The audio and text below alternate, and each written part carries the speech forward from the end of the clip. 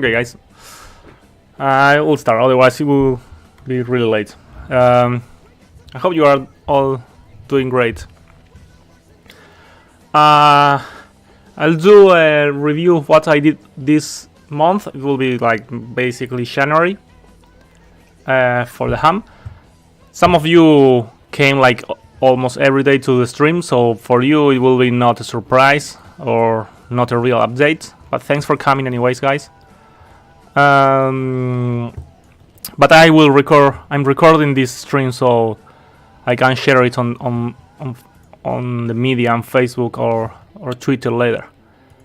And I'll quit the music because I don't want Twitch to mute the video later, especially because I want to upload it, so there will be no music.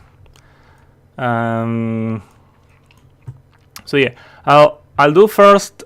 You can chat whatever you want or ask whenever you want.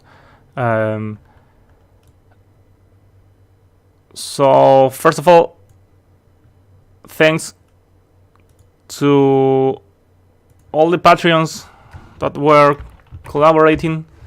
I just received the second payment from Patreon.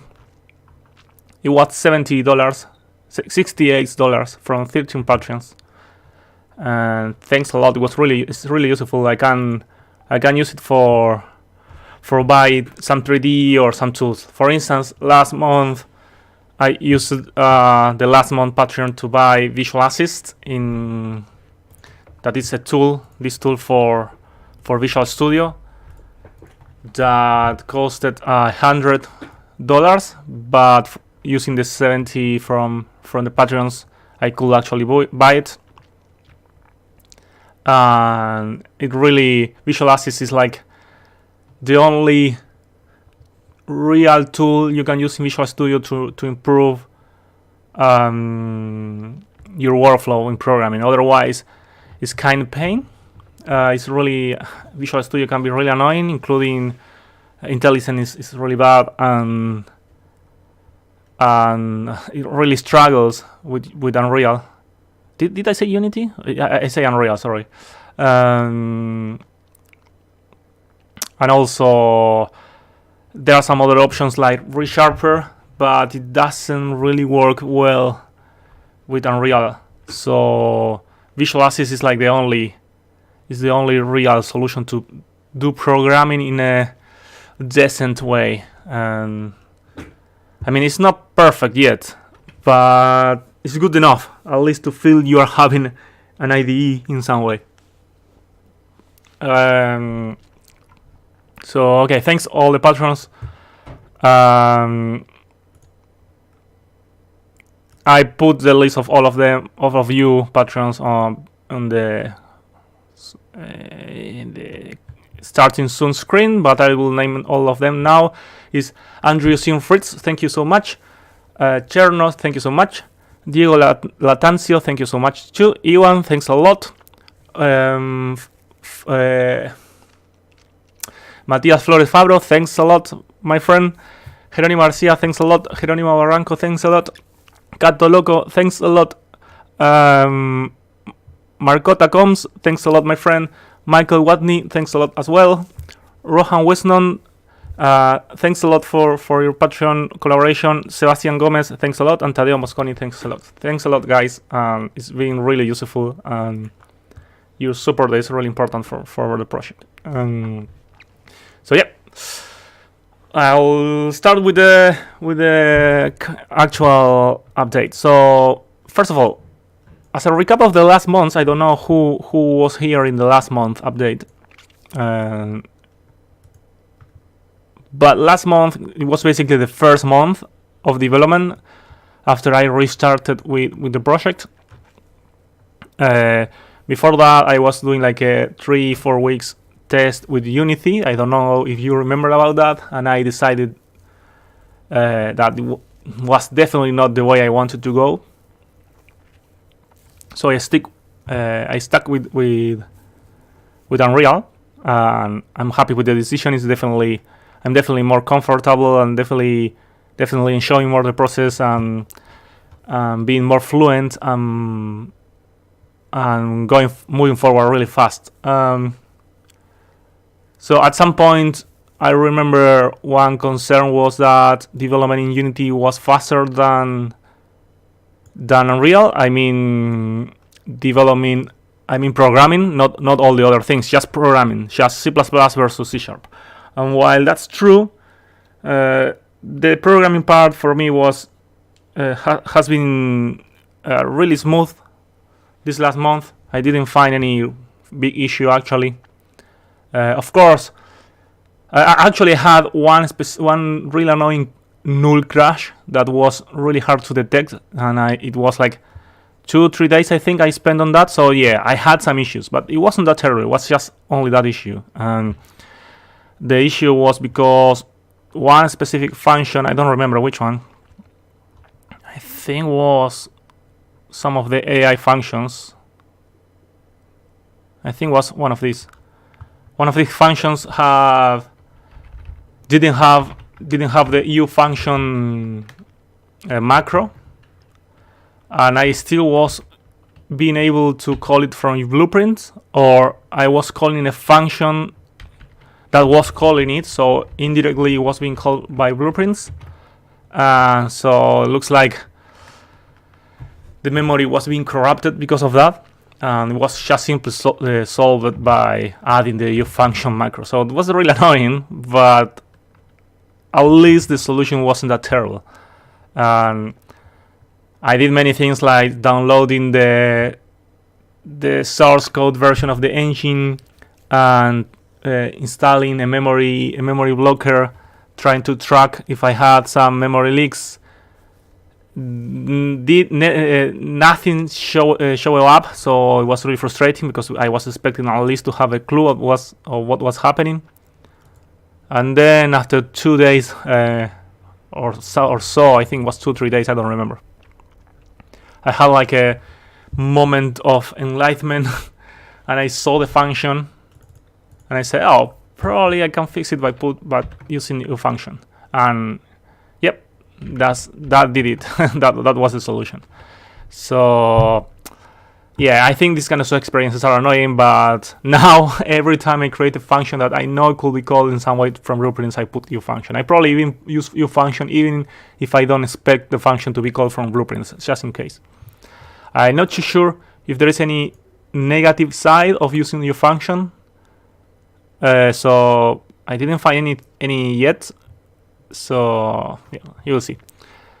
So going back to the recap. So the last update, I was talking about Unity.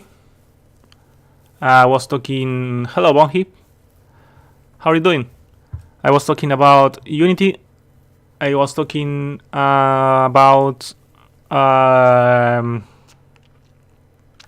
the alien I made. I don't know if you remember.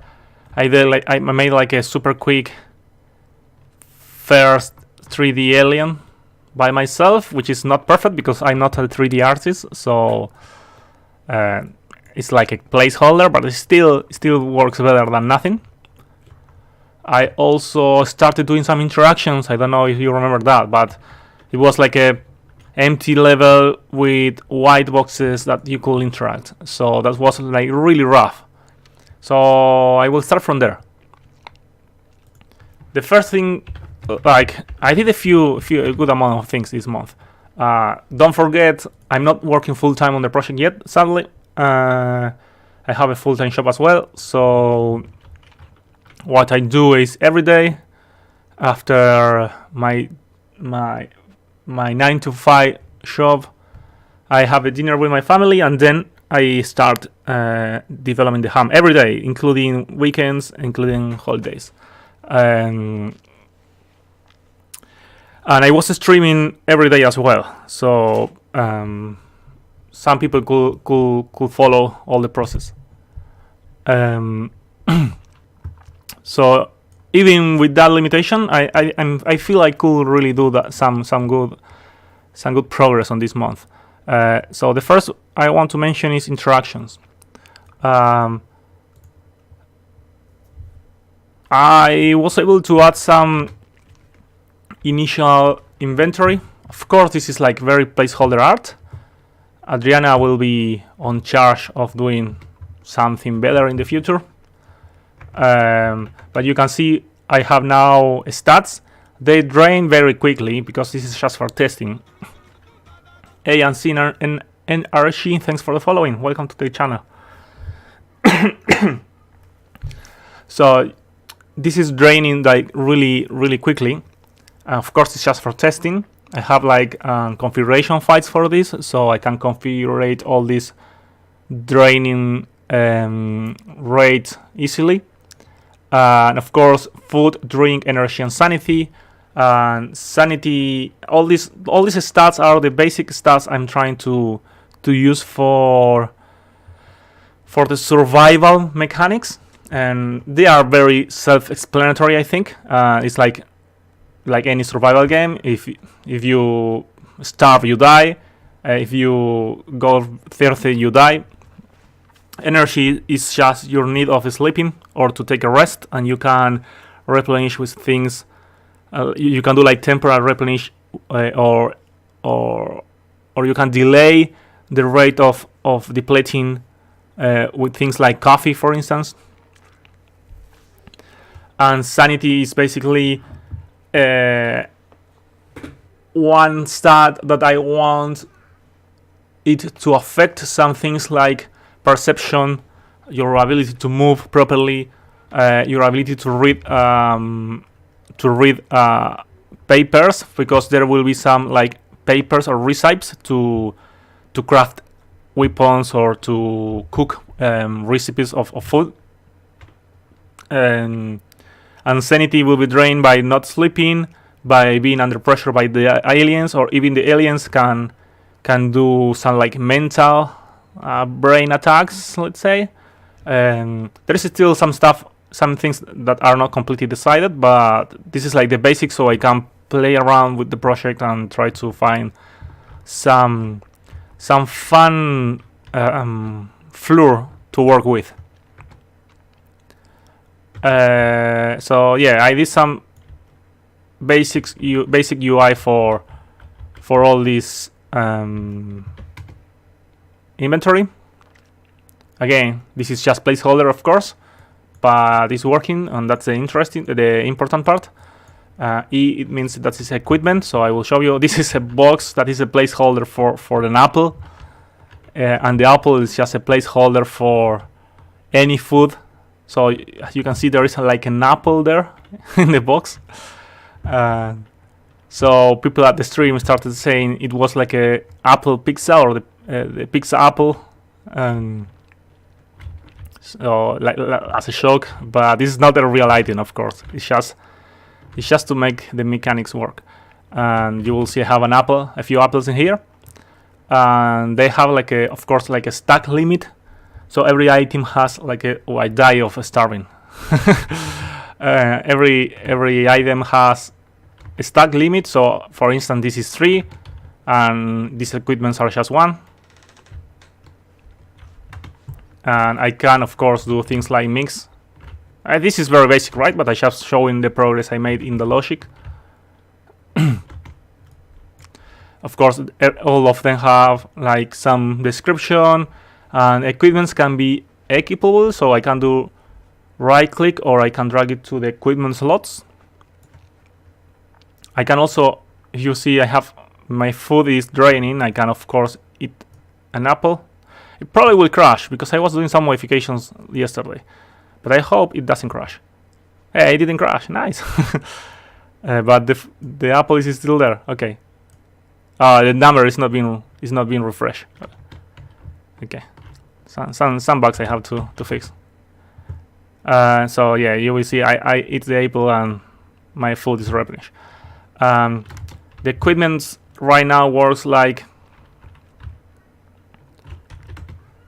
I have 4 equipment slots that I can move from the inventory, and these numbers represents the keys, the numerical keys in the keyboard. So if I press 1, you will see it's equipped now. If I press 2, the hammer is equipped now. right? This is the flashlight, this is the hammer, and the flashlight can be activated, of course, or deactivated. It's not activated by default. I can de-equip and equip. I mean unequip and equip, of course. So I want to use like different type of equipments, like weapons, tools, or of course light sources like the flashlight or a lamp or the cell phone or whatever, right? One thing I was thinking about is if I should use both hands in some way, but I think I will not, because one key element in the gameplay will be a cell phone. So I think one of the hands should be all the time holding the cell phone, while the other will have the equipment or the flashlight or things like that. Okay, so I was doing all this logic, and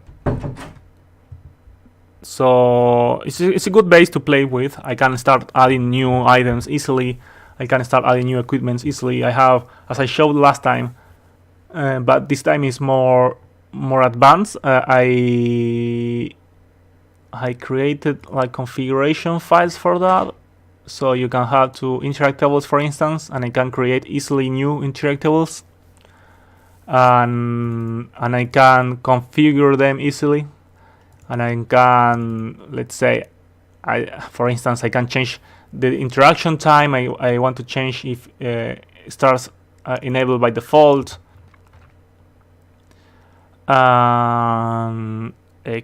Equipments,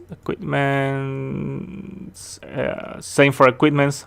Right now I have the flashlight and the hammer, but I can add easily any other one.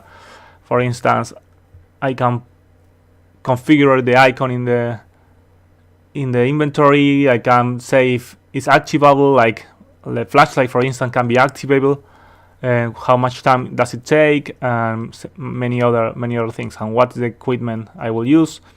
If this modifies stats, for instance, if you equip like a shield, probably your health will be bigger. I mean, it's not you will have no more health because you have a shield, but you know what I mean. It's like, or if you equip a hat that makes you feel happier, probably your sanity will have a plus 10, plus 5, whatever modification you have.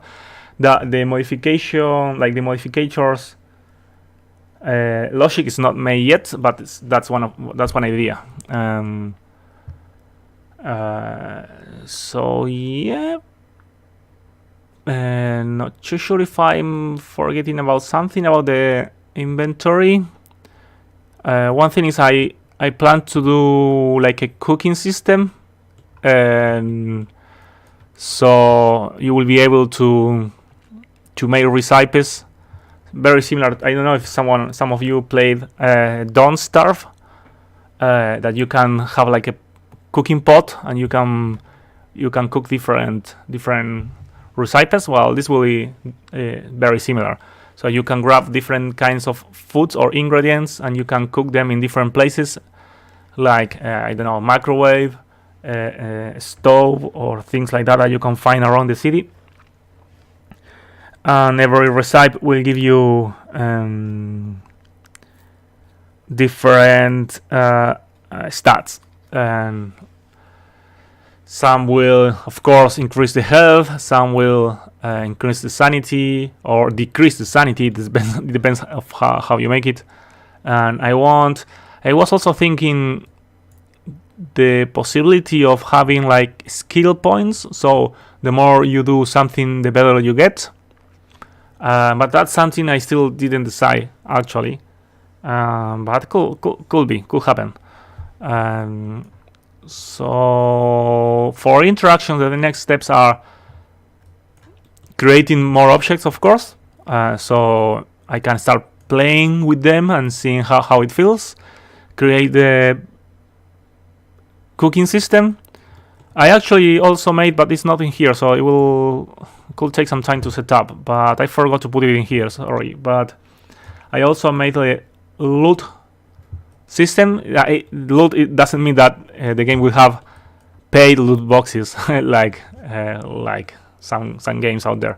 It means something like just looting, like classic looting, like you walk around and you find a box and you loot the box and you find inside, I don't know, food and whatever. So the system is made as well, so that's working.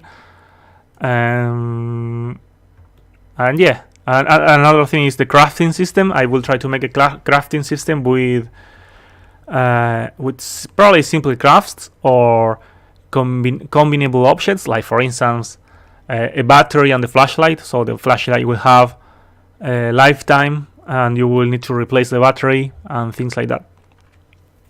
That's all not done yet, but that's on the plans. So that's for interaction, and I made like a basics, like this basic structure of interaction, and it's working fine. So that's great. So next thing, any questions so far, guys? Anything you want to ask or share?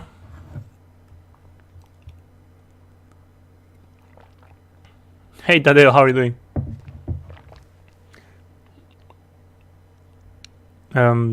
Cool.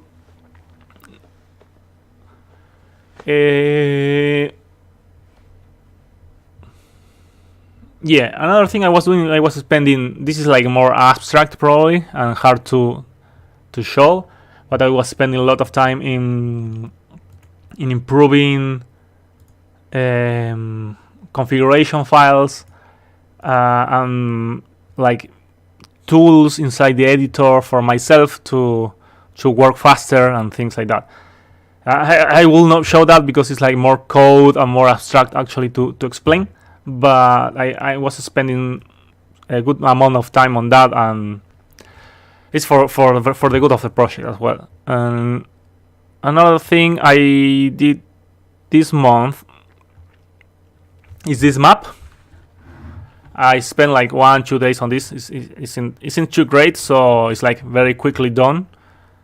And it's not a real map as well, as you can see. I can come here and it's like the end of the world in here.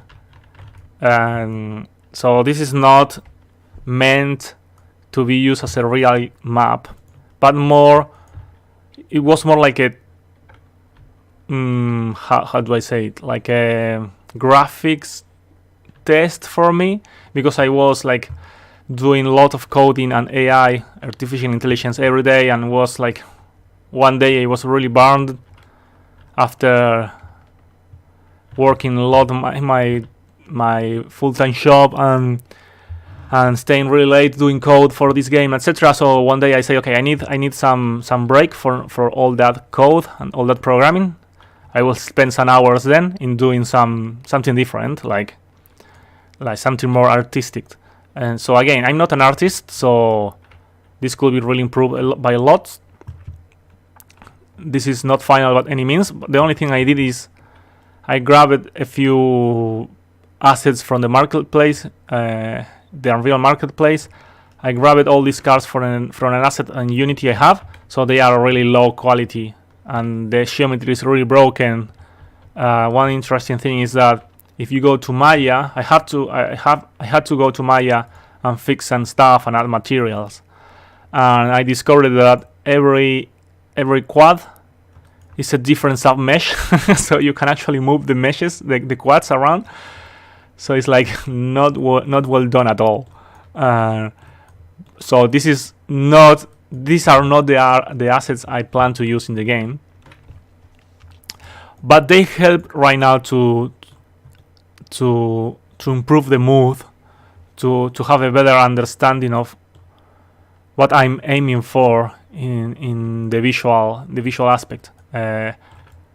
Even if the quality is not great, maybe you will see it only if you are very very close to the mesh. If I do like screenshots or I play around just with, let's say, this image, it already gives you an idea of how it should look, right? So yeah, that's why I decided to use them as a placeholder. So yeah, I was spending some time on this. I'm happy with how it's going and how it's looking. And there is a lot of stuff I want to modify. For instance, the game is not happening in USA, so I will get rid of those things. The buildings are like all the same, and you can't go inside any. The world, of course, is not complete. You can't go right now inside the cars. My idea is that in the future, some cars will be like opened, I mean not locked, and you will be able to hide inside. Like, let's say you are walking around and the alien is following you, and you can enter inside the car, and the alien might or might not discover you. It depends on some factors. Another thing is that some cars might be locked down with the alarm turned on, so when you try to open, the alarm raises, and the alien are aware of you because you made a mistake. But I plan to put some clues for you to know if they have alarm or not. So yeah, this map is not by any means the real map I plan to use. But another thing I would love to do this month is to create a first iteration of one of the sectors, because something that some people, like when they come to my stream, ask is how will be the map, how big it will be, how many sectors it will have, and etc. So my idea is, I don't know if some of you played the Long Dark. It's a survival game set up in Canada, in a very cold like a snowing forest. I don't know if it's a tundra. I think it's a tundra, right?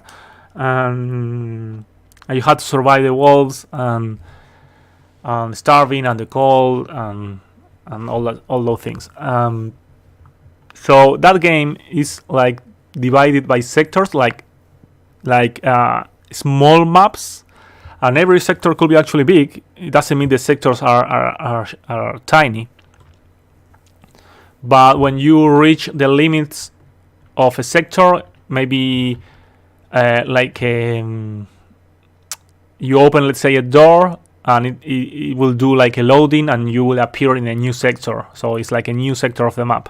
So I plan to do something like this, like that. So I plan to do like a first map to play, and probably that will be similar to Half-Life 2, but not really. Because Half-Life 2, what it does is it loads, like streaming the level. This is different. It's like, let's say I have a sector that is a city, and I have a sector that is a town, a different town, like a separate town. So you go down to the subway, and you press a button in the tunnel. You go to the tunnel, and it will say go into town, and then you appear in the other extreme of the tunnel. Magically, you don't need to even walk, and it's like a shortcut. It's like teleporting from one sector to the other. Or for instance, let's say this is the city center or the CBD or whatever name you want to give it, and you have here at the very end like a pathway, like a short, like a tiny street, like a tiny road, and it will say. When you come in here, it will say to the mountain, and then it loads and you appear in the other extreme of the road, already in the mountain. You didn't actually did the whole walking, but that doesn't mean the maps, the sector will be tiny. I plan to make them big enough, fun enough so you don't feel it's like small levels, and it still feels like in some way open world. And the reason I decided to go in that way is because it's way easier, because I can create isolated maps without without worrying too much about performance, streaming, and many other things that can make it really hard. It also allows me to create updates easily, or at least easier. Not sure if easily, but easier. So let's say the game has like, let's say I make an early access or a beta or even the final game, and I want to add more sectors at some point. I just need to add more sectors, like separate maps, and it will be more accessible for me as a small developer than doing it in a completely connect open world.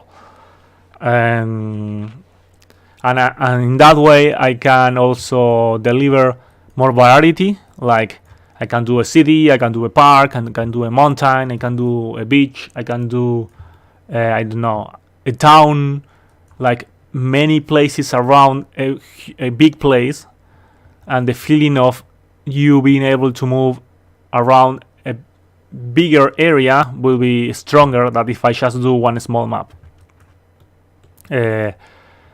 So yeah, one thing I would like to do during this month is at least create a first sector, and that sector, the goal is that it should be big enough so you can play for a while, like at least 15-20 minutes at least, to discover everything and just to move around. But then you will have to also collect stuff, interact with stuff, and etc. And of course I want to do like unique items that you will need to move between sectors. Let's say you want to complete a shotgun, because I don't plan to make easy for players to get powerful guns, including fire guns, sorry. So let's say you find one part of the shotgun in one sector and the bullets in another sector, and the tools to fix it in another sector, and things like that.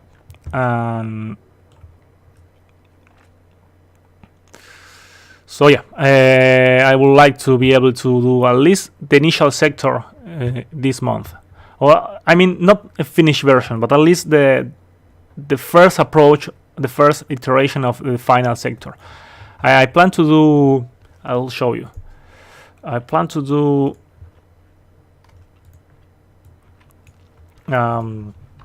Christchurch. Christchurch is the city I live on in New Zealand. And it has an interesting park. It's a botanic park, a botanic gardens, which is all this sector, which is quite large actually. It's like, well, it's not huge, but it's not small either. These blocks are not small, so you can walk for a while inside.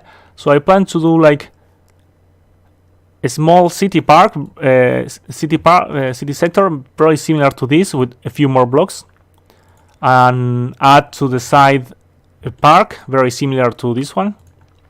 So I was going and taking photos and videos of this to have as inspiration, and I found it to be interesting to be the first sector I make, because you have some urban section and a more like landscape-ish part where you can freely move around, and it's dark with a lot of trees and more scary as well. So let's say a sector like this,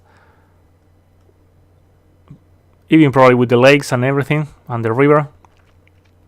So I think the first section will be something like that. So yeah, this is another thing I made this month. The last thing I want to mention, I was working throughout all these weeks, and that actually took a big chunk of my time, is Alien AI. AI stands for artificial intelligence, and people that was coming to the stream know that I was spending a lot of time on this. Right now, probably doesn't look amazing, but I will explain what I did. I will show you how it's working now. Again, it's probably not amazing. It doesn't look amazing, better say. But so the aliens can detect you and can shoot you in theory. So they shoot like a laser beam. Right now it's kind of easy to avoid the laser beam. Oh well, not really. And as you might see, it doesn't have any animation, so I plan to make them to point with the finger, with the index finger, and shoot from the finger probably. They will turn on the eye, some like glowing in the eyes.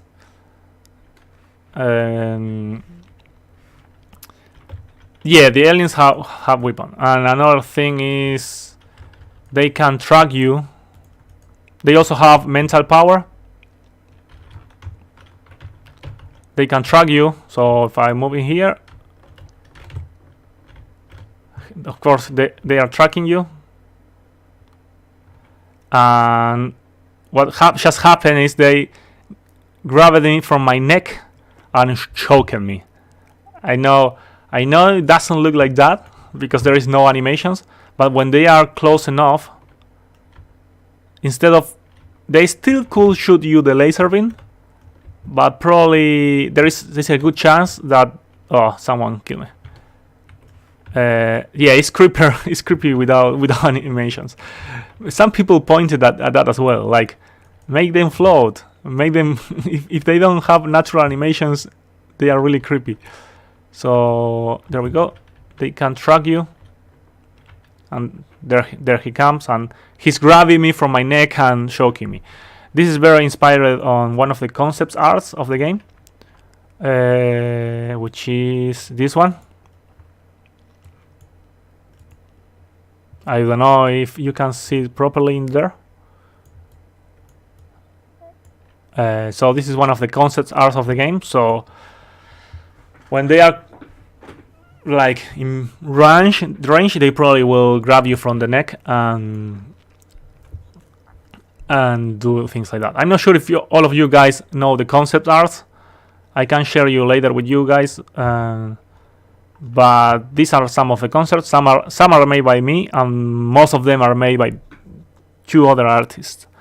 But yeah, these are a very good example of the mood I want to achieve. Like this is, for instance, a good example. Telekinetic aliens. Yes, hello Moshi, how are you doing? This is another good example. These are all original art for the game. This is not art I grabbed from internet or whatsoever. This is all made for this game. So yeah. So as I was saying, using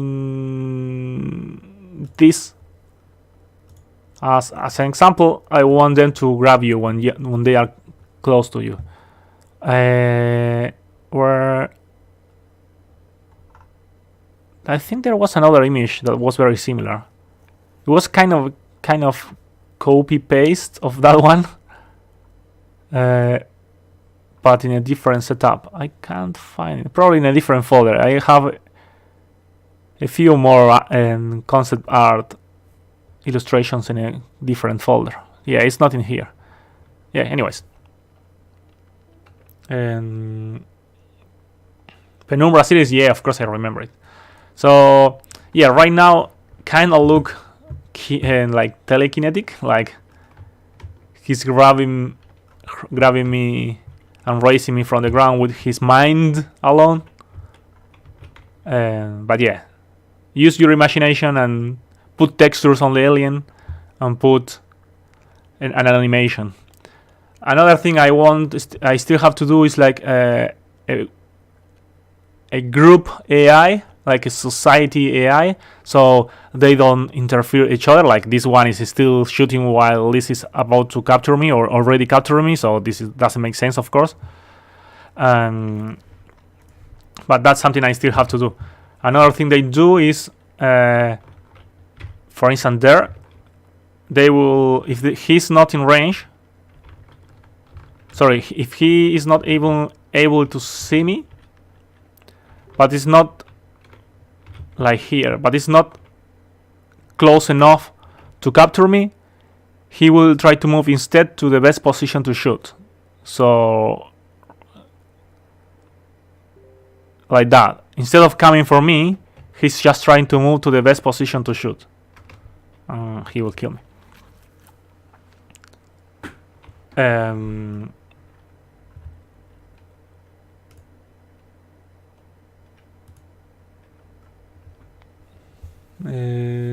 Oh my god, lol. What do you need to stop him chasing? Just it's not easy to escape from them. My idea is that once they detected you, you really need to be very skilled or have a lot of luck, because I mean it's not impossible to completely escape from them, and they over time. I will show you something else. I'm not sure how to show you, but if you press Y, these are all the debugging for the AI, and another one is this one. So don't worry if you don't get. You see the trace enemy bar for one of the aliens is full. That means that alien detected me, and he's coming for me.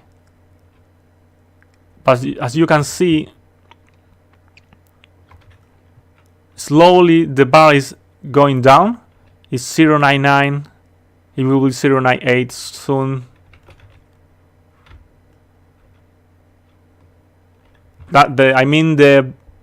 Oh, he detected me again. So, but if I stayed undetected for a while, oh, that alien also detected me. You can see they have that trace enemy bar. So let's say I run. I don't know oh. Don't kill me. Now they are not seeing me, so they are tracing for me. Like they are basically hunting me. They know I'm there, and they are hunting me. So they are very interested in capturing me because they know I'm there. But over time, that interest will decay. So if I remain undetected for enough time, they will start losing interest in hunting me, and at some point they will just be alert, kind of Metal Gear. Oh, he captured me. Kind of Metal Gear, and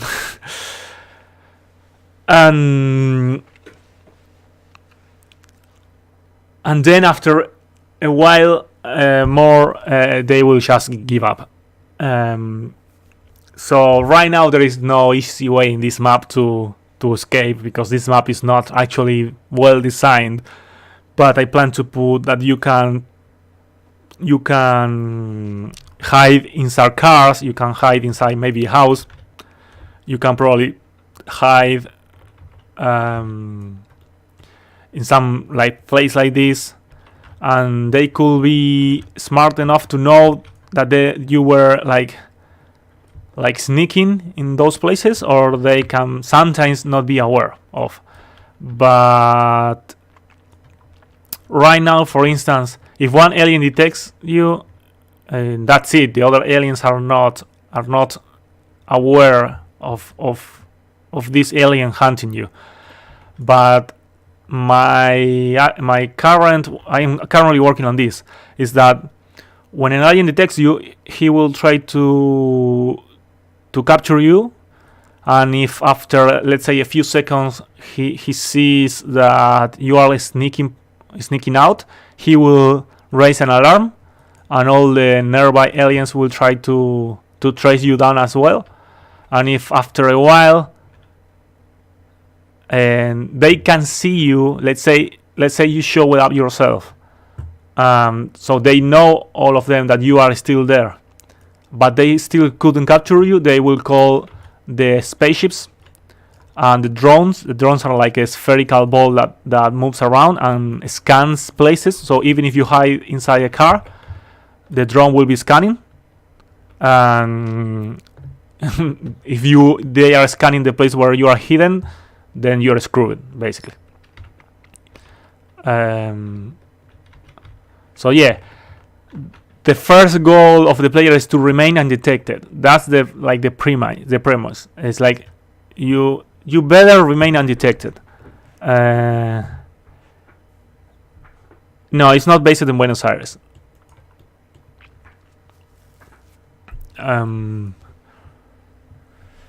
Right now I'm using as an example Wellington from New Zealand. Like a mix between Wellington and Christchurch. Christchurch have a few things that I really like as game, like map design, like level design, but it's not quite a big city, so it's hard to use it as a good example. But it has some interesting things I like the hallways or the alleyways or the parks and some streets that are interesting, like very wide streets. But it doesn't have many buildings. I mean, there is a reason because of that, because there was an earthquake like 8 years ago, and the whole city was put on ground sadly, and so the whole city is still under reconstruction. But what I mean is, besides that, is that it has some interesting designs in the city that inspired me to do some like level design. But that's why I'm using, in my mind right now, a mix between Wellington and Christchurch, because Wellington is like interesting city because it's a small city. It's a really small city, but it still is like very urban with big skyscrapers and what's the name? Skyhoppers? Well, buildings, big buildings, and parks, and the coast with the sea and mountains and hills. So it's really interesting, like to use it as game design.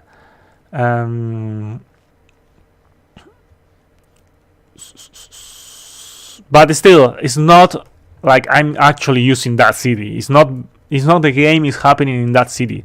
It's more like based on how the streets are designed in the city and some other things. So yeah, so I was doing a lot of work on AI. I wrote an article talking about the AI could take really a long time. It's not finished by any means. There is still a lot of work to be made. But this is like a good overview of how I started working on this. If you are interested, and this is the link. I will be updating this anyway, so probably making new articles. I'm basically explaining that Unreal has a tool called Behavior Trees. It's not just an Unreal concept. Behavior Trees is an AI concept. It's very spread and well known in the gaming industry as an AI paradigm or architecture, whatever name you want to use. And so I'm not really using behavior trees. I'm like using some part of the behavior trees. But what I actually did was to implement an utility AI solution. Utility AI is another architecture that is becoming popular in the last few years, like 5-6 years. It's started to become more popular, especially in AAA games or games like more based on a strategy, like let's say games like the Ring World, or games more like The Sims or things like that. But there are many shooters as well that use utility AI, and utility AI is an architecture that allows you to design AIs that are more like natural in some way. Like, so aliens sometimes can not aliens, but AIs sometimes can adapt to the situation in a better, like more natural way instead of always doing the same under the same parameters. Behavior trees could be like really static, like could be very predictable for players and predictable for anyone. Like if you know you do something specific, the enemy will do always the same thing. So it's easy to learn the patterns and trick the enemies. So I wanted to do something with some fuzziness, like more random, let's say, or more natural, like the aliens could change their decision depending some values, and utility AI is very nice for that. So I spent like a week, I think, extending the behavior trees tool. So let's say Red Alien. This is the classic behavior tree from Unreal, but it's not using their behavior tree logic. Instead of that, it's using utilities. And the selector, if you go to Unreal, the classic selectors are selector, selector and sequence and parallel, simple parallel. Those are the composite from Unreal. I created a new one called utility, and I created new extended decorators and tasks. It's mainly decorators that allows you to calculate the utilities. So this is a more complex topic probably than the other things I was showing, but it's very interesting, very fun to do as well. So yeah, let's say for instance this is not working here. This is just a placeholder. The real one is in here, and I was like I'm modifying it. But for instance, if this is the AI, the initial AI for the alien, so if there is no enemy, you are not catching any enemy, or my interest in capturing the enemy, that will be the player, is not too high, probably I will be more interested in idling or patrolling or doing some other tasks that I need to add. So these values are those bars you saw before, these ones. So those bars are like values from 0 to 1, and they are changing over time, or changing depending on different values or different things or whatever. For instance, if they are very tired, they will be more interested in meditate. Meditate is like sleeping for the aliens. So when the interest in meditating is very high, they will probably stop doing other things and they will start meditating and replenish themselves. But if they meditate enough to be, let's say, not too tired, and they have like a priority like patrol, let's say, because the commander AI says, hey guys, you really need to patrol because this sector is uncovered.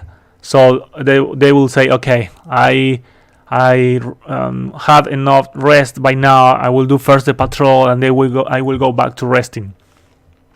But if the needing for patrolling is not that high, they will keep meditating and replenishing themselves. Also, when they are super tired, they have like some flaws. They move a little slower. Their range vision is shorter, and some other things. So in that way, they are not always the same.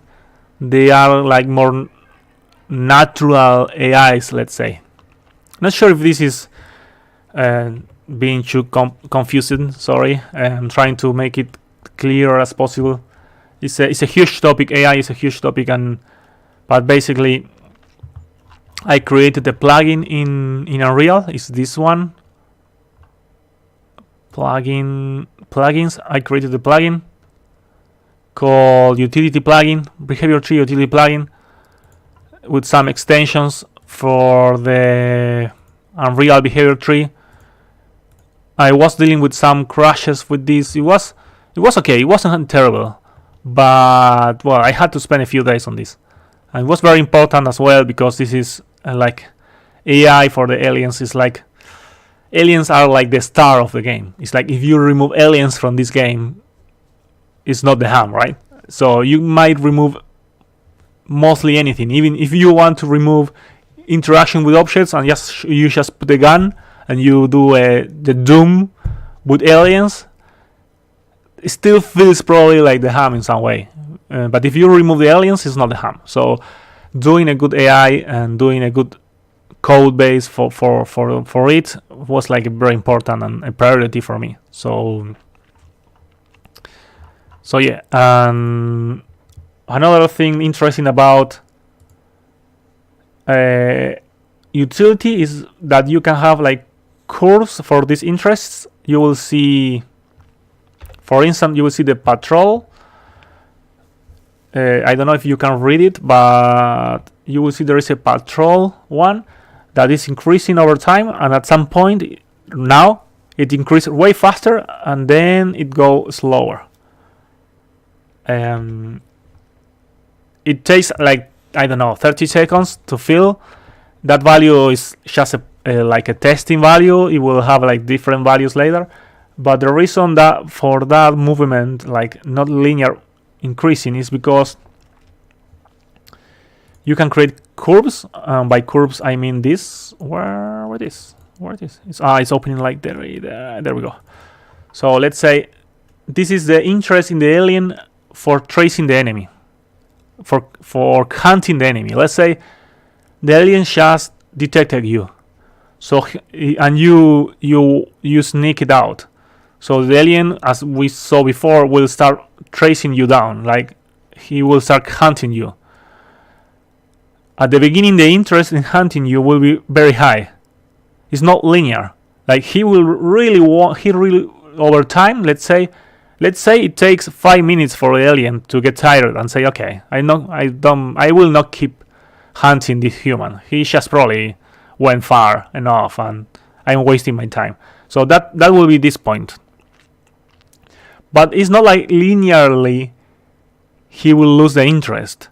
He will remain very interested in hunting you for a while, and at some point that interest will be like, I can't be bothered anymore about this. I can't be bothered anymore. Okay, just let the human run. So this kind of curves allows you to model like a more it's not realistic, but they allow you to model in some way a real life interest. And same thing happens with sleeping, for instance. Meditate is like well, I don't know why that goes beyond to the infinite, but let's say at this point is like, let's say it takes 4 hours or a full day for the 24 hours for an alien to feel they need to sleep, right? So every 24 hours they sleep 3 hours. I'm just using an example, right? So this is hour 0 and this is hour 24. The interest, let's say here, is when the alien just rested, fully rested, so he's not interested at all in sleeping. And here is when he's like really burned out and he's really tired and really passed out, and he really needs to go sleep. So his interest for sleeping will be at top. But it's not like he linearly needs to sleep. Probably it's like real life for us. It's like if we just woke up in the morning and we are fully rested, probably we start feeling the real tiredness around 6 p.m., 7 p.m., 8 p.m. And really, when it's late in night, we really start feeling the tiredness like exponentially. But the first probably 12 hours, we are fine. It's not like we are linearly growing. This one is more exponential, more like this. But you can do also cubic functions. Cubic functions will be something like probably like this, with a better curve, right? It's like an S shape. So yeah, you can model many things. So yeah, that's the work I was doing in AI. There is still a long way before this is amazing. And of course, one thing that makes the alien looks natural are good animations. Right now it looks creepy, but it doesn't look great. So it would be nice to have a creepy feeling with proper animations. So that would be ideal. And so one thing I was making in Unity, I don't know if you remember, is having procedural animations. So aliens in Unity, I was working in having and making them procedural animations. So that when they walk around, let's say they pass walking near this car or this van, the alien probably before was putting putting the hands on the van. I'll try to. I think I removed them. I think I removed the videos, but like the animation was more like aware of the environment, so they felt way more natural. So yeah, another thing I want to do is to create at some point the spaceships, drones, the other type of aliens, and I want them to be aware of, for instance, if they are hunting you down and they detected you in here and you're running in there and there are 5 aliens here, probably if they all 5 come running in this street, it's like they are dumb, right? So if they are intelligent, they will try to round you. So one will come from here and the other will come from the others from the other side, and some probably will stay here just checking you don't go back. So they need to be more intelligent. So and that's something I still need to work on. It's not like I'm not aware of that. It's just it takes time. So it just takes time. So yeah, so that's the article if you want to read it or you want to share it. The article I wrote. Another thing I need to write yet is influential maps, and that's probably too technical to talk about that currently. But I needing to use influential maps to make a better AI, because one thing aliens will do as well is I plan to add animals like rabbits running around, I don't know, ducks in the park, in the lake, fishes in the river, birds moving around, probably dogs also, or cats moving around, and I want the alien to abduct them. Like every now and often they will say, oh, okay, we need to abduct a few animals. And so that will be also interesting to make. Está piola, gracias, Emma. Locomotion, like, I have seen some example in UI, I just never tried it. You don't need any special for IK animations or you just to get in charge of everything. Wondering because I don't know if IK animations are based on positions rather than rotations or the engine itself does the math. Sorry if it sounds confusing. No, it sounds clear for me. Usually when you want to do like a natural IK for characters, you will need some full body IK solution. Unreal doesn't have a full body IK solution. In Unity I will try to find the video, but I think I removed it from YouTube. So I was trying to show you guys what I was doing in Unity. But in Unity I was using a tool called Final IK, which is a full body IK solution.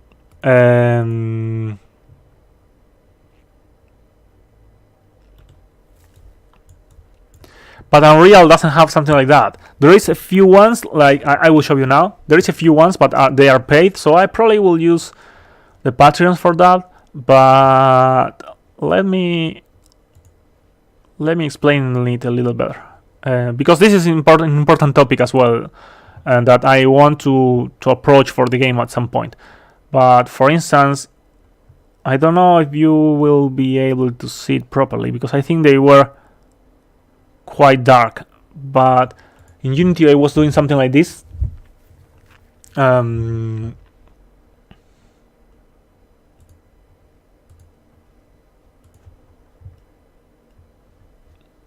Let me see if you can see it, please. But basically they were moving, placing the hands. Of course there were still a few bugs like overlappings, but they were placing the hands in the things, so they felt in some way more natural. I don't know if you see what I mean. And so they were like moving around, like touching the walls and scanning with the eyes. So the head animation was also procedural.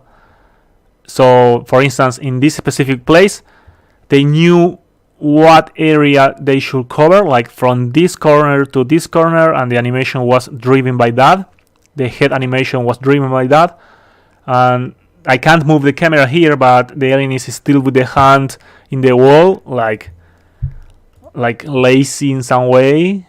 Probably you can see it.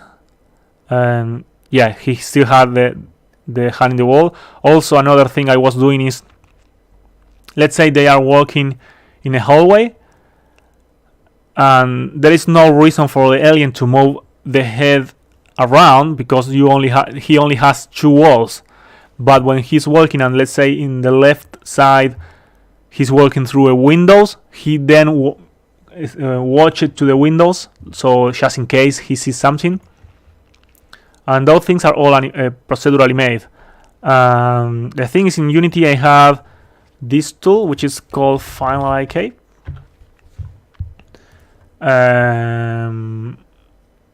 which is great. It's a good tool. I bought it when it was on alpha. I think I paid $10 like 4 or 5 years ago, and now it's 90. Well, I have Unity Plus, so it's 72 for me, but I have it anyway, so I don't need to buy it. But I still had to code a lot. It's not magical, right? For instance, I'll show you quickly.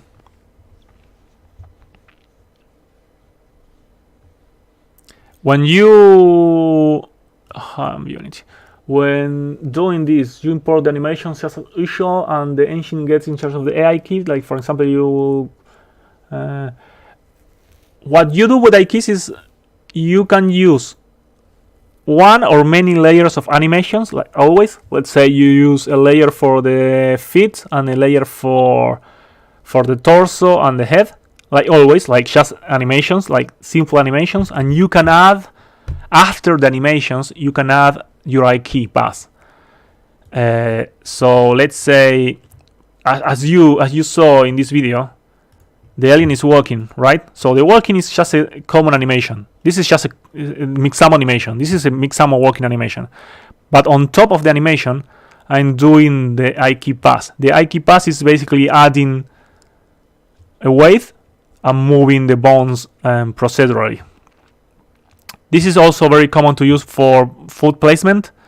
In this case, it's not working, but for instance, if you want the feet to be able to move depending on heights of the ground, like irregularities of the ground. But still, you have to do some good amount of code. For instance, in the Unity version, what I did is red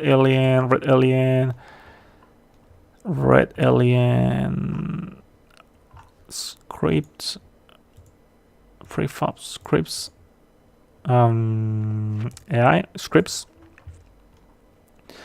For all those simple things, I created a good amount of scripts. I created the eye scan scripts, which mess with the IK. I created the hands scripts, which also mess with the IK. So I created a look at player, look at random, look behavior, eye scanner, and alien foot IK, foot collision, alien precision sight. All these scripts are just for procedural animation. and they are using the Final IK tool. So I have at my disposition the IK effector. So for instance, this is the alien hands. So the alien hands, I have one full body effector, IK effector. I have the interaction system. This is from the IK as well. And I did a lot of maths like casting rays, sphere cast everywhere to know if the hands were in range of a wall. Then I did some maths to know if the alien actually should place the hands or not. Maybe because if you do it all the time, it feels like too much. Then I did some maths to know the right position to place the hand on, because sometimes probably the inclination of the wall is not good enough, or you are really near to a corner, or the alien will need to twist too much to place the hands in that place. So there are many considerations in there. Then there is a lot of maths involved in there. And if everything goes okay, you do the IK pass. But of course, you also want to do the IK pass like with a lerp, like temporal. So it's not like when you know where to put the hand instantly should be placed in that place. It needs to feel natural. So the hands need to move to the original place, to the place it needs to be placed.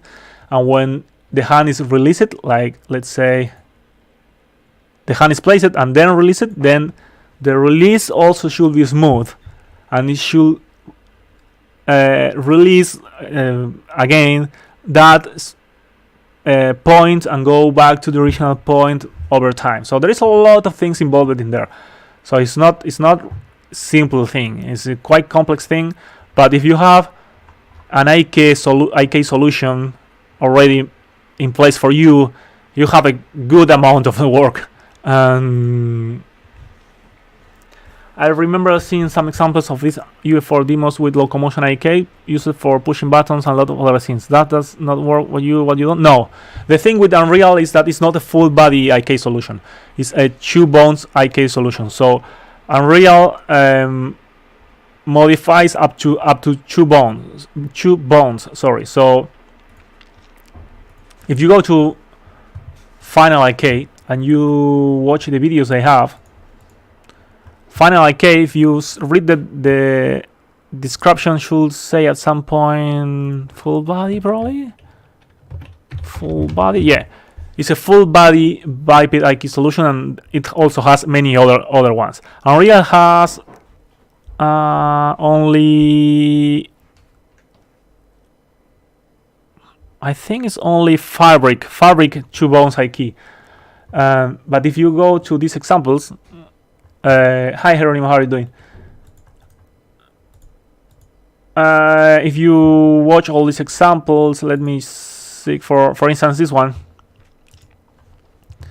you will see in a real full body IK solution, the full body again is being affected by the IK. So let's see, he moved only one bone to the ground, just the hand to the ground, and the full body adapts. So he bend the knee, he twists the torso, he moves the head, he put the hand in there, like the full body adapts in some way. Unreal only has a 2 bones IK solution, so if you move the hand, only the elbow and probably the shoulder will move, but not the rest of the body. So you need to help with some animations, blend animations, layers, and things like that. So it's not a full body IK solution. So I have 2 options for this. One is to find some full body. Yeah, it's more simple. So it helps for hand or feet positioning, but it's not a real full body IK solution. So I have two options for this. One is to try to find one full body IK tool for Unreal and buy it. and the other one is to create my own full body IK solution. So let's explore first the buying a tool.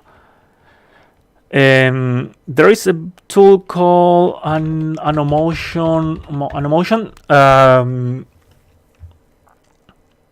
that I saw it some time ago. Full body IK, and looks like it worked great. I contacted them like a year ago. I was not working on the ham at that point, but I wanted to know about the tool because I knew at some point I will go back. I was going back to the ham, so I wanted to know if there was some full body IK solution for Unreal.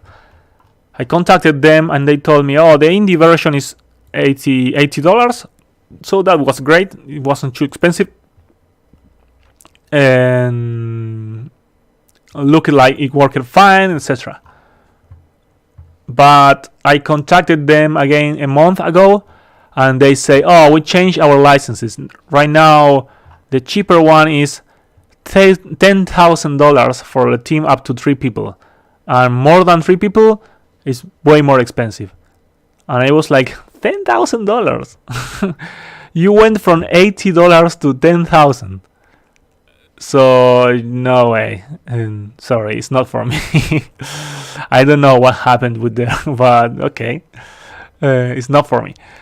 The other alternative is Ikinema, which is very popular. Money happens. That's it. Yeah, definitely. Ikinema is very popular. It's being used by many AAA companies. Disney uses them a lot. And they have an indie version which is 99 pounds. I think this will be like, I don't know, 150, almost $200, which is it's not cheap. But if I save a few Patreon months, or I have more Patreons this month, or whatever, I can buy it. The thing is, before that, I want to do a full evaluation. It has a free evaluation. The other one didn't even have an evaluation, so I had to spend $10,000 without even trying the tool. It has some limitations, like it only supports PC, which is fine, I guess, because I don't plan to support any other platform at the very beginning.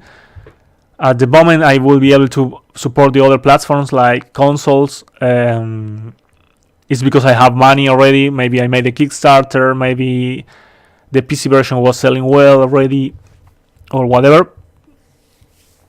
Hello, Grant. What the fuck? How are you doing? I'm doing my monthly update, development update stream. This is not the daily development stream. This is the monthly update. So I'm updating what I did all on January. So the plugin is a binary, so you don't have access to the code. But I guess that's fine. But I don't know the limitations. I should try it, because it's still $200. So I mean, I want to be sure it will have all what I need. People say it's good and many other things, but I have to try it. So it's a 14 days free evaluation. So when I get this evaluation, I will spend most of the days doing the test. So this is probably the first thing I will try. If I can avoid to do my own system, that would be great. Because the ham is being made by just me. So if I start doing like full systems, I will never finish with the game. I mean, it can be done. It's not like I actually want to. So that's the thing. Hola Pelonio, ¿cómo va? Estoy hablando en inglés porque estoy haciendo el update mensual, y cuando termino, después si se quedan, hablamos en español y todo eso. ¿Cómo andas? ¿Todo bien? So yes, it's being used by some good companies like Square Enix, Disney, Supermassive Games, and etc. This game is, I don't know if you know, Little Nightmare used it as well, so Capcom used it, so I'm sure it's a good tool, but I need to be sure actually it has all what I need. For instance, if it's only for bipeds, does it actually support other type of riggings? For instance, Final IK, this Unity tool, supports things like this, like arms. So that could be very interesting for the tentacles of the spaceships, right? If I want to do like procedural animations for these tentacles, or I want to do procedural animations for these tentacles, and having a good IK solution is a key. It's like I can't do this nicely if I don't have a good IK solution. And the other option is to make a tool by myself, which I want to avoid. I can do it. I think I'm confident I can do it. I know all the things I need to know to do it. But how much time it will take? I mean, there is a reason why these people charge a lot of money, right? It's because there is a lot of work involved to make one of these. So how much it will take? A year? I don't want to spend a year in a tool. I actually want to do a game. And so we'll see. So yeah, wrapping up the AI thing, there is still a lot. There are still a lot of things I need to do for AI. Improving what I have already, doing procedural animations, doing more enemies, make them work like a group, not just as individuals, make them do more actions they have to do, and some other stuff. But I think the basis I made this month was a lot of work already. I'm happy with the progress so far. So yeah, that's the AI. Don't forget to check the post I made. I'll share it again for the new people in the stream. And yeah, I wish I knew way more about UI and a bit of programming. I will try myself. I enjoy doing IK in 3D. It's quite challenging, so it might be fun in UF4. Probably might be all the scripting side. Yeah, the scripting side is because you want to make it feel procedural and natural. So it will have different animations and IK solvers being affected depending on the logic. But I mean, it's really fun to do, and having good procedural animations could be like having or not having procedural animations makes it feel cheap and clunky or great and natural. So I think it's something I definitely want to have, at least for the aliens. So yeah, and I think that's it. I think that's it for this month. So recapping, I made interactions and configurations for interactions. I made inventory bases. I made this test map. I made all the base for the AI and some tools for myself to work with. It was a quite busy month, and I expect to keep like that.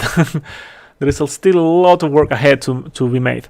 I would love to have, for Patreons that are tier $10 or more, a mini build this month, and I hope I can achieve that. And yeah, what's coming next is more interaction, as I said before, more inventory logic, more alien AI, hopefully a mini build. And another thing I would love to do is to be able to integrate virtual reality in the build. That could take a few days. I hope not. I might need to to refactor some stuff to be able to support virtual reality properly. But I think the sooner the better. The sooner I support virtual reality, the better for the future. Otherwise, when the project gets really complex, supporting virtual reality could be really a pain. So we'll see if I will have time or not. Hi there, Ultimatum, how are you doing? Sadly, I'm really near to finish this stream today, but it will be recorded, so if any of you new guys in the stream want to check what I say about all the update for today, you can rewatch it later. So yeah, that's basically it, I think. So yep, that's what I did all throughout January, and that's what I want to do during February. And so, well, I will try to escape from the aliens while you keep asking me stuff if you have anything to ask.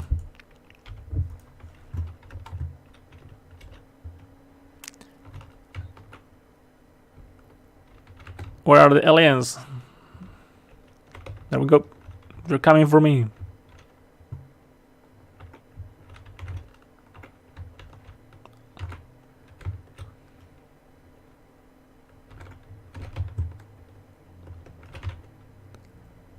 Questions, anyone? Comments?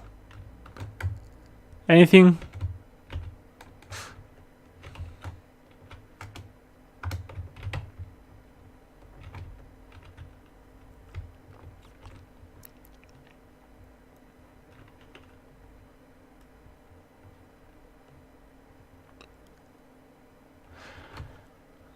I did all the questions already. I'm too curious. That's great. It's great. Thanks for asking.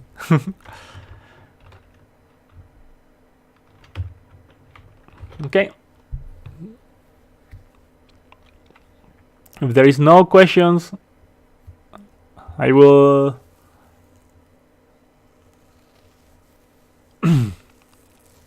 Okay, cool. How is it doing performance-wise? ¿Cómo va la performance? You're nice. Thanks for replying all the info. No problem, man. It's part of the fun. And performance, I mean, I'm not working on performance yet. So it's not doing anything. I still had some things, like for instance, stop FPS. Right now it's running at 70, 80 FPS. My computer is quite powerful though, so it's hard to take it as a parameter. 90 FPS in some moments, 120 in some other, for instance here is 120 FPS. So I think it's doing good. Again, my computer is powerful, so probably it's not a good parameter, but I'm running everything in high quality without too much optimization, etc. But I'm not doing optimizations. At some point when I was playing around the map, like in some moments, maybe you just saw it, there is some specific places when the frames drop to 25 or 20 frames per second. But that's fine because I'm not even working on performance. I'll need to make it performant because I want to use virtual reality. Virtual reality headsets like HTC Vive or Oculus Rift, they need to run 90 FPS per eye. So it's two screens running 90 FPS each. But that's why I want to do a system to support it. So there will be many things that will be different on virtual reality. For instance, post-processing will be different. So if I go to post-processing, this will be probably interesting for you guys, but if I go to post-processing and I deactivate the post-processing, the map look actually more like this. like less quality and in theory faster. And if I deactivate volumetric lights, exponential fog, if I deactivate volumetric lights, you will see the performance will be better most of time. Not always, but most of time. And the quality is lower, it's way lower, but it's still fine. So, for instance, I need to do setups for, okay, there is no grade. For instance, there is no volumetric lighting. There is some reflections are still there, but not great compared with the other version. There is no motion blur. There is no anti-aliasing. Well, the anti-aliasing is there, yes, but there is no, I don't know, color grading. So this increases a lot the performance, and it helps a lot for things like virtual reality. So that's why I need to do like different setups. For instance, this should be more dark, and if you play the virtual reality like this, you will be happy. I don't know if some of you are a user of HTC Vive or Oculus Rift. If you are, you will know already that you don't need great graphics in virtual reality, because the feeling of presence is already great, and there are many visual effects that are more meant to cinematic or camera or common screen experiences. You're using Unity again. It feels like Unity, right? And another thing that Kitsune-chan just mentioned is, of course, I can change also the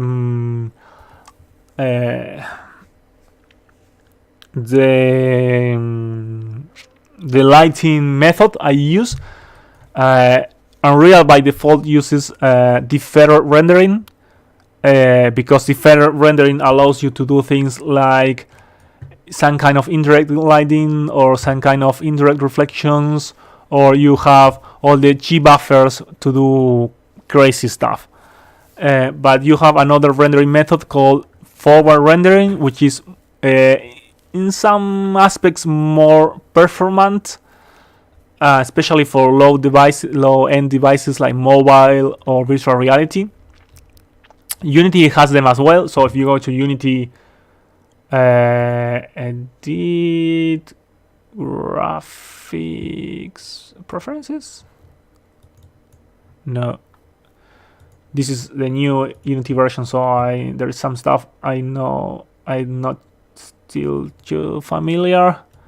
Graphics here, you have I think it's in here, or it's in the HDR rendering pipeline asset. Probably it's in here.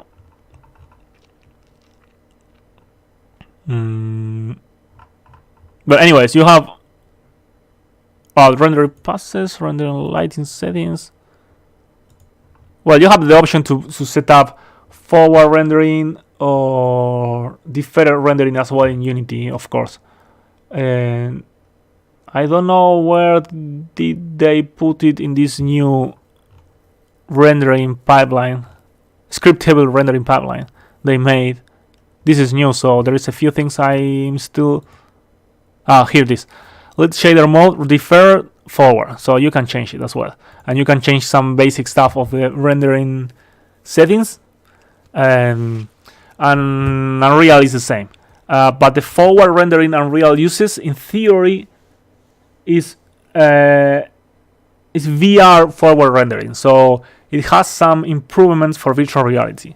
And that's why I think it's great. Unreal is way more performant than Unity for rendering. Another thing I can do is, I don't know if you knew about this. This is very, very handy. And Unity doesn't even dream with this tool. And Unreal has automatic LODs generation. If you don't know what is an LOD, LOD is L, level of details, LOD, level of details, and it's basically when you have an object. I don't know if I have any with LODs in here, but LODs, do I have any? I probably don't have any, but I'll show you. LOD 3D models. LOD is basically this. For the same 3D model, you have different versions with less polygons, and you will swap them in runtime according to the distance of the camera. So when you are very close to the object, you will see this one. When you are 20 meters away, you will see this one. When you are 100 meters away, you will see this one. And when you are really far away, you will see this one. So there is no point for the rendering system to draw all these polygons when this only occupies 1 pixel in the screen or 2 pixels in the screen. So LODs allows you to improve performance by lots, and the classical workflow pipeline to do this is the 3D artist will create this one, then will create this one, it will create this one, and they will go all together in Maya or Blender or Max or whatever you use. The difference is they will called, let's say this is hydrant. So this will be hydrant underscore LOD0, hydrant underscore LOD1, 2, and 3. And then you will have some system in your engine that swaps them. So for instance, Unity has, I don't know if some of these has LODs. Do they have LODs? But you have a system for LODs as well. So LODs, LOD, I will try to show you. Supermarket gluten prefabs. Does it have LODs? Yes, LOD 0.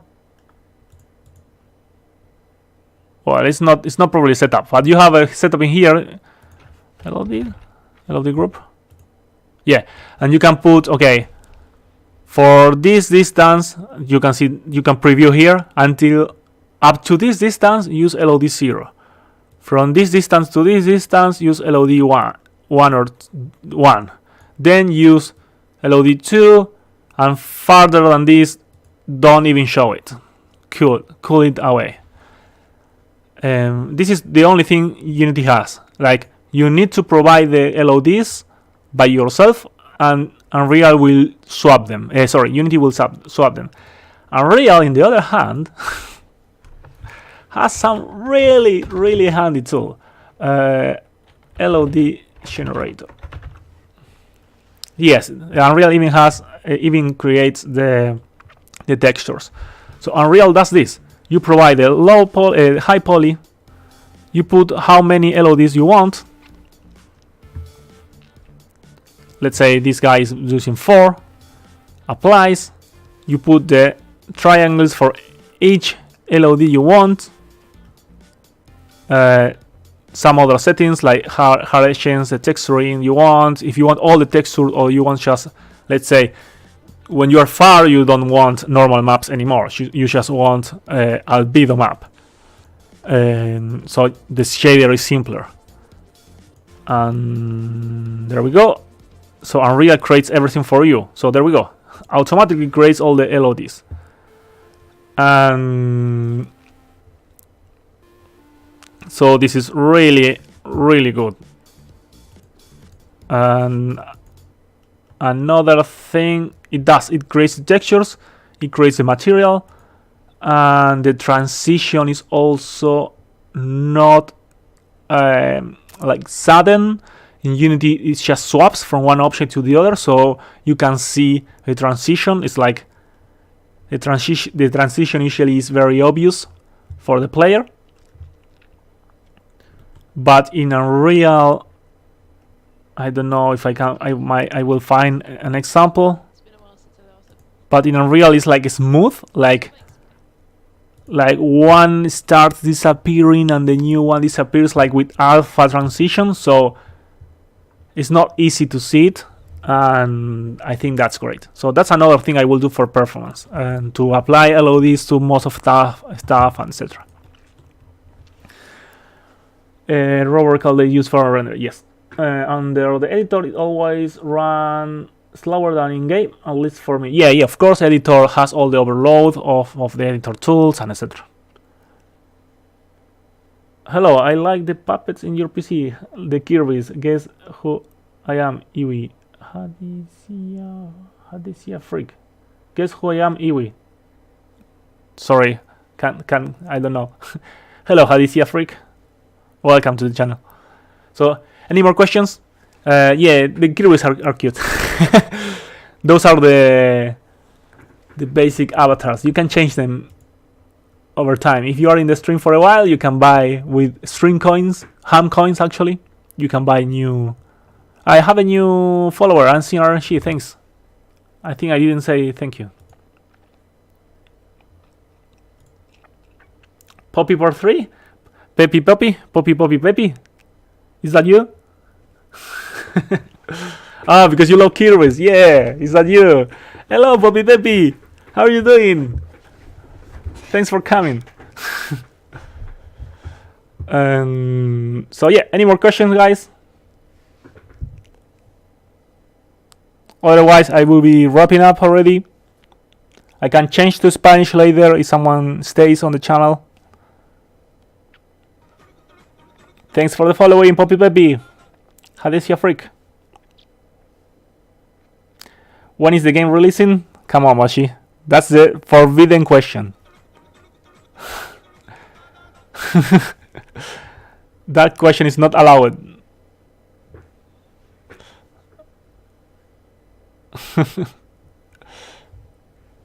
Now, speaking seriously, for real, it's like I would love to have like a demo at least at some point of this year. But my see you later. Wait for us.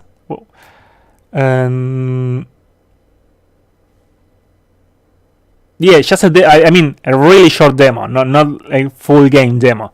What I mean is like small map, a few enemies, some basic interaction, not a full game demo, but something playable, like a playable build. Because if I can achieve that, I might try to do like a concept, but a good one, like an entertaining one with interesting graphics or whatever. If I can achieve that, I might try to do a Kickstarter or probably reach out again publishers I had in the past or whatever thing that helps me to work full time on the game, and ideally, like dreaming about it, to be able to contract a small team. It would be nice to have a few artists with me, at least one or two more developers. So putting together a small team will be amazing, honestly. So yep. Any more questions, guys? Real questions for sure. Please.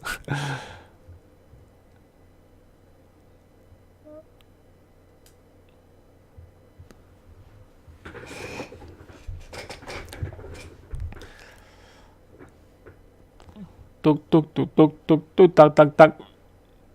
No more questions? Is that all? Hi Auxiliary, how you doing? Welcome. Hi 0FABF, that's hexadecimal, but I'm not sure what number it is. The link server is broken. Yeah, it updates all the time. I don't know how to make it static. Do you know? Any of you guys? Does any of you guys know how to make Discord not? That's the current. That's the current one. Ah, you can set it to not expire. Oh, really? Okay. I will change it later. Thanks for letting me know. You make games? Yeah, I do. I work in the gaming industry since 2008. I worked on some titles like Need for Speed Worlds, Command Conquer 4, Battlefield 3, some games for Disney, some MMOs. I can't say which ones because of NDAs, and a lot of mobile games. And I'm doing The Hum, which is this survival alien game in Unreal Engine 4.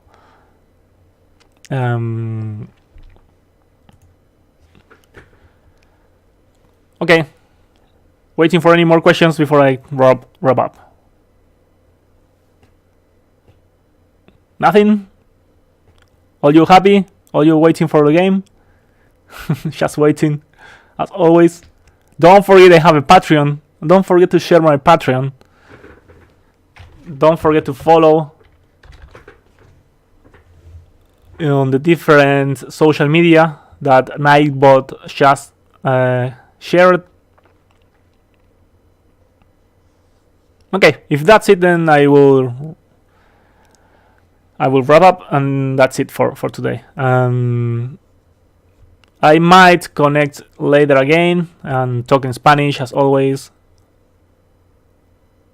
So cool. Thank you guys for coming, and see you next month, I guess. I also stream every day. Today I'm streaming really early. Usually I will be working right now because it's Wednesday here in New Zealand, 3 p.m. So it's work time, but today is holiday. It's a public holiday, so that's why I'm here. But usually I stream from 8 p.m. New Zealand time to 1 p.m. New Zealand time. So that will be depending on where are you from, different times. It's usually very late or early in America, and it's a good time in Europe, but it depends really where are you from. By the way, if you are some of the guys that comes, usually it's 5 hours from now. Yeah, thanks, Moshi. If you are some of you are guys that come like mostly every day to the stream, I'll probably start streaming less hours every day, because I will start doing some complex stuff with Logic, so I will need to focus a little more on that. So I probably some days will start streaming 10 p.m. like 7 hours from now, just a reference. But we'll see how I handle it. So okay, guys, thanks for coming. See you next month, or see you during the daily streams. Cheers to everyone.